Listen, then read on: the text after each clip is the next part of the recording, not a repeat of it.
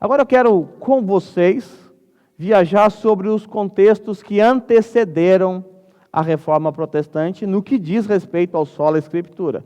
Eu quero apresentar a vocês o contexto gestacional do sola Escritura, o contexto que gerou o sola Escritura. Eu quero voltar com vocês lá no ano 593. Nesse ano, foi criado pela Igreja Católica a doutrina do purgatório. Segundo a doutrina católica, imediatamente após a morte, uma pessoa sofre um juízo particular em que o destino da alma é especificado. Então essa pessoa é levada ao purgatório, e ali no purgatório ela obtém santidade necessária para entrar com alegria nos céus. Essa é a doutrina do purgatório, inventado pela Igreja Católica Romana no ano 593 depois de Cristo. Essa informação é de fundamental importância para o contexto da Reforma. A Reforma vai ocorrer quase 1000 anos depois dessa doutrina, a doutrina do purgatório ter sido inserida na doutrina da Igreja Católica. Mas é de fundamental importância para o contexto da Reforma. Por quê? Porque nos dias de Lutero, será comercializado um documento chamado indulgência. Você pagará por um documento, um papel, uma espécie de folha de sulfite dos dias de hoje, e você pagará para que um ente querido seu seja retirado do purgatório, ou para que você não vá para o purgatório. Então veja que a doutrina do purgatório é de fundamental importância para o que vai ocorrer quase 1000 anos depois. No ano 607 é inaugurado o papado, e o bispo universal passa a ser a autoridade máxima sobre a igreja. Aqui nós temos a origem do papado. A igreja passou a ter um papa, ou um bispo universal, um líder, alguém que iria governar todas as igrejas romanas. Esse bispo, só para constar aqui, esse que está na foto aqui é o Leão X, né? Talvez você saiba, ele não tem nada a ver com essa época aqui, ele é lá da época de Lutero, tá? Mas só para que você saiba, na época em que o sola Escritura foi defendido por Lutero, ou por Calvino, pelos demais reformadores, o que estava em jogo naquela época era a autoridade. Quem é que detinha a autoridade sobre a igreja? Os católicos depositavam a sua confiança e entregava ao Papa toda a autoridade. O Papa, então, na Igreja Católica Romana, passou a ser a autoridade suprema sobre a igreja. Para o católico romano, em primeiro lugar vem o Papa, o magistério, em segundo lugar a tradição e, por último, a palavra de Deus. Então, quem é a autoridade máxima para o católico? O Papa. E isso se dá por uma razão óbvia, de acordo com a doutrina deles. Eles acreditam que o apóstolo Pedro foi o primeiro Papa. E se Pedro foi o primeiro Papa, e ele escreveu a palavra de Deus, ele recebeu de Deus a revelação, então a Bíblia veio do Papa. Esse é o raciocínio. É tolo, eu sei, mas é esse o raciocínio. Então, quem interpreta a palavra de Deus, quem tem autoridade para interpretar é somente o Papa. Então, tudo que vem lá de cima desce para todas as igrejas, porque veio do Papa a autoridade máxima sobre a igreja. Nos dias da Reforma, Martinho Lutero, ele tira do Papa a autoridade e ele coloca na palavra de Deus. Por isso, sola a Escritura. Em 1229, a Igreja Católica proibiu a leitura da Bíblia pelos leigos. Olha que tragédia. O povo foi proibido de ter aquele livro tão importante para nós hoje. Foram proibidos de ler a palavra de Deus. E aí você começa a entender o contexto da reforma do século XVI. Porque naqueles dias, o povo não tinha para onde correr. Não havia a Bíblia na língua deles. A missa era em latim. E se houvesse Bíblia na língua deles, eles eram proibidos de ler. Aí você entende porque eles compravam indulgências. Hoje para nós é um absurdo, não é? Como é que pode alguém comprar um pedaço de papel para garantir a sua salvação? Isso ocorreu porque as pessoas não tinham mais acesso à palavra de Deus, elas não podiam checar se aquelas doutrinas ensinadas pelo catolicismo eram de fato verdade. A Bíblia ficou restrita ao alto clero. Só os padres é que podiam ler a Bíblia. Lutero só foi ter um contato com a Bíblia aos 20 anos de idade. Isso porque ele era um estudante de teologia. Do contrário, ele não teria acesso à palavra de Deus jamais. Jamais. Bem, parece-nos um absurdo, né? As pessoas naquela época acreditarem num papel como indulgência. Bem, não é tão absurdo assim. Nos dias de hoje, há igrejas por aí vendendo terreno nos céus. E há pessoas comprando. Só que há uma diferença entre nós e aquele povo. Hoje, nós temos a palavra de Deus em todas as versões, em todos os idiomas. Você pode comprar comentário bíblico. Então não há desculpas para o nosso povo. Não há desculpa para a nossa geração. Então, em 1229, a Bíblia foi proibida para os leigos. Somente o clero podia ler a Bíblia. Em 1508, Lutero foi nomeado doutor em Wittenberg. Em 1509, ele prestou o exame, recebeu o grau de bacharel em teologia. Só que Lutero, ele enfrentou uns problemas, uns dilemas internos. Consigo mesmo, né? Lutero era alguém que não conseguia entender a questão da justiça de Deus.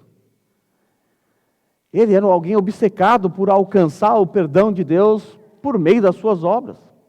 Lutero era alguém que se autoflagelava, quase morreu algumas vezes, de tanto que sangrou. 2 vezes ele quase morreu congelado no rigoroso inverno da Europa, Alemanha, porque ele acreditava que se ele martirizasse a sua carne, então ele estaria purgando os seus pecados, encontraria diante de Deus graça, misericórdia. Mas Lutero não conseguia se sentir alguém justo diante de Deus, apesar de todos os seus esforços. Então, em 1511, o seu tutor, Staupitz, convida Lutero para ir a Roma. Roma era a Jerusalém do momento, era a cidade santa. A religião romana, a religião católica romana estava centrada em Roma. E lá vai Lutero, então, nessa sua jornada para tentar encontrar paz no seu coração, já que ele não conseguia entender essa questão da justiça de Deus. E lá vai Lutero para Roma. A viagem para Roma foi fundamental para Lutero. Foi muito importante para Lutero, porque Lutero acreditava que Roma fosse um santuário de piedade. Ele ficou horrorizado com o luxo da igreja e dos conventos e com as ostentações presentes em Roma. Ficou chocado com tanta degradação moral no seio das ordens monásticas. Apesar de tudo, Lutero seguiu suas devoções, peregrinações ali na cidade santa. Um dia, então, Lutero subiu de joelhos a escada de Pôncio Pilatos. Essa escada que vocês estão vendo aí, dá para subir hoje lá, se você quiser, de joelho. De acordo com a doutrina católica, se você subir de joelho, você terá indulgência plenária, tá? Então, Lutero, não tinha mais nada a perder, se pôs de joelho nessa escada e subiu a escada santa. Quando Lutero chega no último degrau, ele pensa: quem garante que isso é verdade? Quem garante que isso é verdade?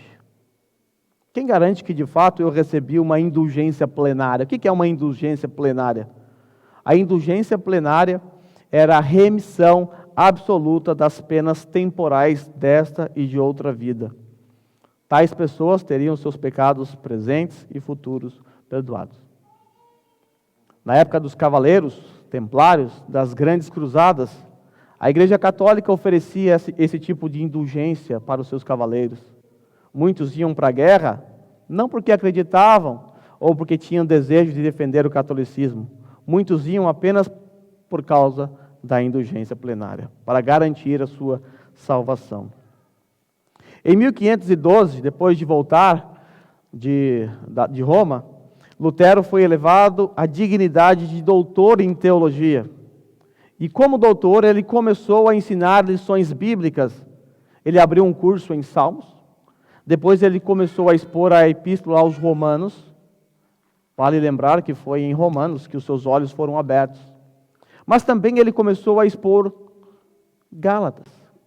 E Gálatas se tornou a epístola do seu coração. Ele chamava a carta de Paulo aos Gálatas de a minha Catarina. Catarina é o nome da sua esposa. Tamanha a paixão, o amor que ele tinha por essa epístola. Esses livros, Salmos, Romanos e Gálatas, exerceram poderosa influência na conversão de Lutero. Quando ele leu Romanos 1, 16 e 17, Lutero teve então seus olhos abertos. O que diz Romanos 1, 16 e 17? Não me envergonho do Evangelho, porque é o poder de Deus para a salvação de todo aquele que crê, primeiro do judeu, depois do grego, porque no Evangelho é revelada a justiça de Deus, uma justiça que do princípio ao fim é pela fé, como está escrito, o justo viverá pela fé. Martinho Lutero, que era alguém obcecado por esse negócio de alcançar justiça, a sua justiça por meio das suas obras, ele olhava para Deus, ele sentia uma raiva de Deus, ele sentia um ódio de Deus. Por quê? Porque ele se sentia esmagado, porque por mais que ele se esforçasse, ele sentia que estava aquém daquilo que Deus exigia. Mas quando ele leu esse versículo, esses versos, que diz, não me envergonho do Evangelho. O que é o Evangelho? O Evangelho é o poder de Deus para a salvação de todo aquele que crê. Isso começou a mexer com Lutero, porque já era algo surpreendente para a mentalidade da época. Como assim? A salvação é pelo Evangelho? Porque no Evangelho é revelado a justiça de Deus. Como assim? Como que o Evangelho revela a justiça de Deus? Mas como é essa justiça? A resposta é uma justiça que do princípio ao fim é pela fé. Como está escrito, o justo viverá pela fé.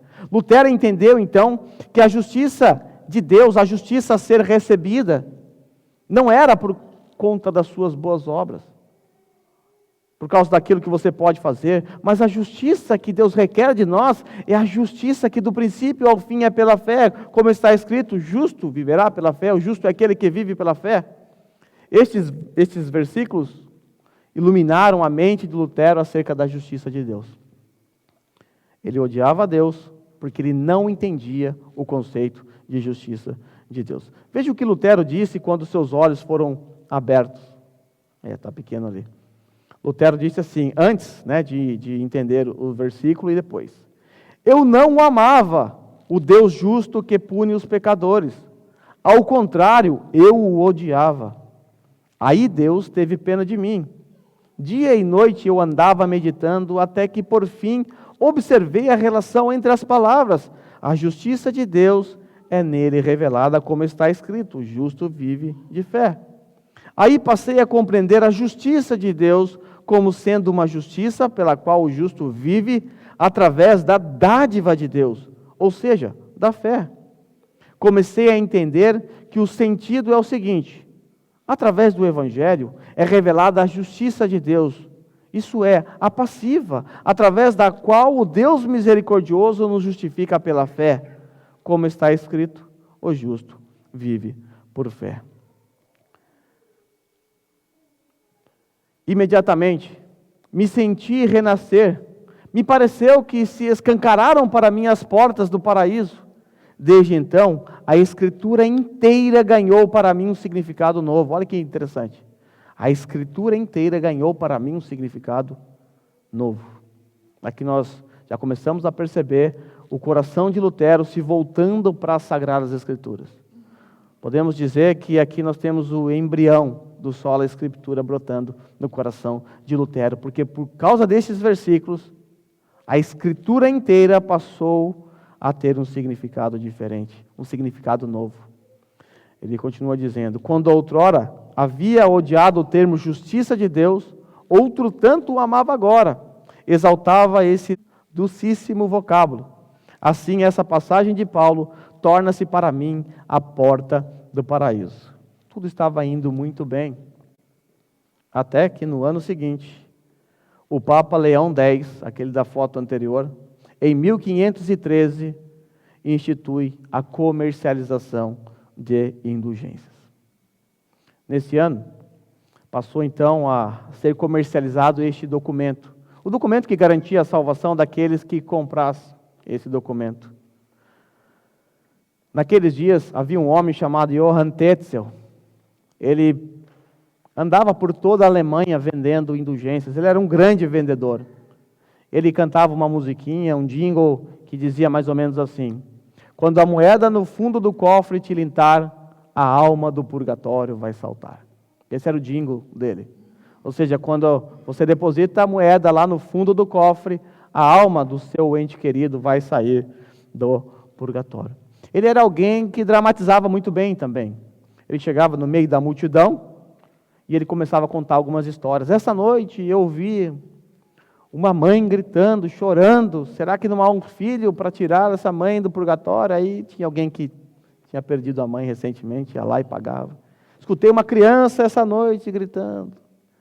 Era alguém bem dramático. Lutero se levantou ferozmente contra essa nefasta doutrina. E ele debatia demais com Johann Tetzel e contra os papistas da época. E esses debates foram se acirrando, 1513. Até que, em 1517, no dia 31 de outubro, Lutero afixou suas 95 teses contra as doutrinas católicas, principalmente contra a venda de indulgência. E aqui nós temos o dia histórico, o dia da Reforma Protestante. Em 1520, em 1517, Lutero então colocou lá suas 95 teses na porta do castelo de Wittenberg. O que Lutero fez naquele dia não era algo extraordinário, era algo comum na época. Lembra que eu disse que nós não podemos transportar o nosso tempo para o tempo deles, e nem o contrário? Naquele dia, Lutero afixou na porta do castelo de Wittenberg 95 teses. Vamos supor que você tentasse fazer a mesma coisa hoje. Você escreveu 95 teses contra o neopentecostalismo. Já tem, tá, na internet. Você escreveu ali e tal, aí você fala: eu vou afixar lá no templo de Salomão, ou Salomone, lá em São Paulo. E você vai lá e afixa as 95 teses. Sabe o que vai acontecer? Nada. Alguém vai rasgar e vai jogar fora.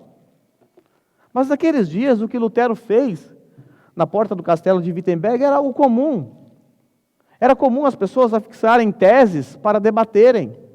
Então a galera ia lá, ler o que estava escrito ali, as várias teses, e eles ficavam debatendo aquilo por meses.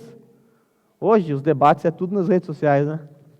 É o Wittenberg ali, as redes sociais.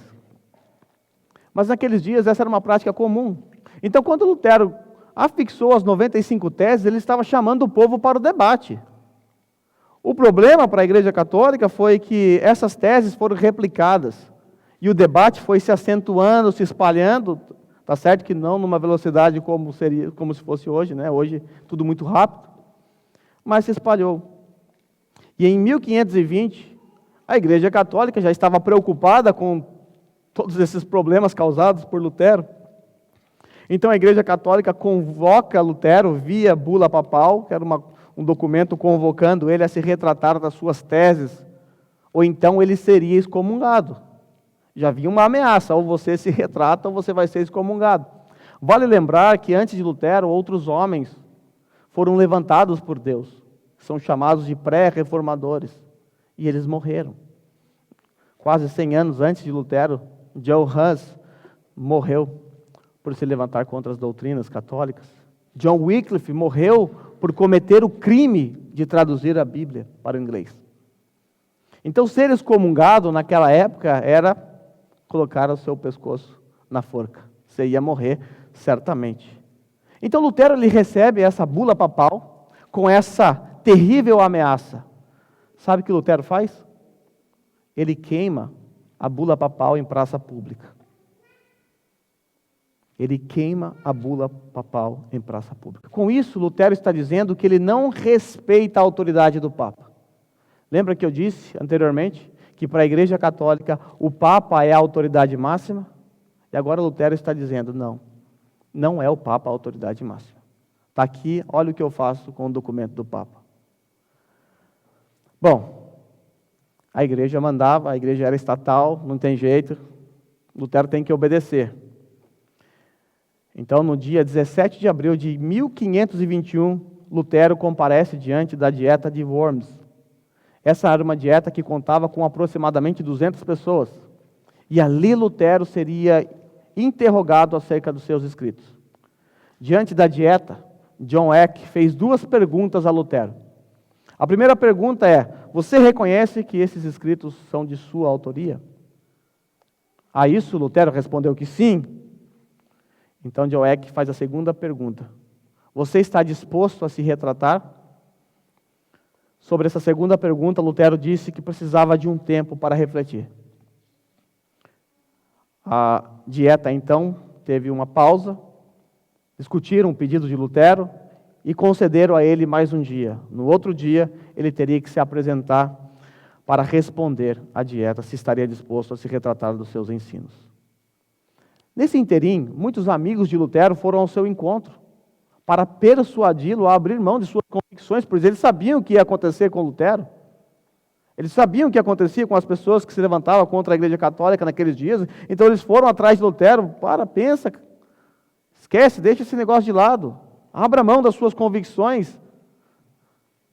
Aí Lutero era um homem bem resoluto, ele decidiu não ouvir ninguém a não ser a sua própria consciência. Lutero vai então para o seu quarto, onde ele estava hospedado ali, e começa a orar.